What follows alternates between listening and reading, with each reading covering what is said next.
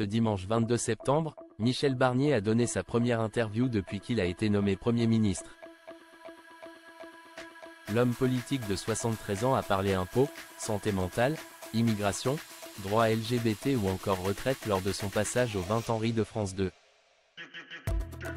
Michel Barnier a donné sa première interview depuis qu'il a été nommé Premier ministre, le 5 septembre dernier. Au lendemain d'avoir annoncé les membres de son gouvernement, l'homme politique de 73 ans s'est rendu sur le plateau du 20 Henri de France 2 pour évoquer de nombreux sujets sur lesquels les Français se posent des questions. L'ancien négociateur en chef pour l'Union européenne a par exemple affirmé qu'il ne comptait pas augmenter les impôts sur les plus modestes, ni sur les gens qui travaillent, ni sur les classes moyennes. En revanche, il souhaite demander aux plus riches de prendre part à l'effort de solidarité.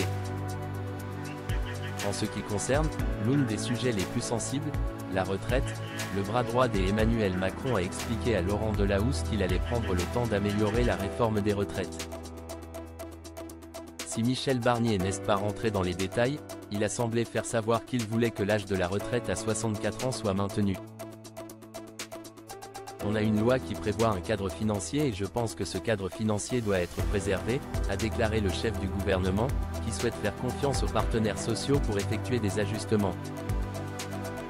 Michel Barnier candidat à la présidentielle de 2027, il met les choses au clair. Lors de son passage sur France 2, Michel Barnier en a profité pour mettre fin aux rumeurs de mésentente avec Emmanuel Macron.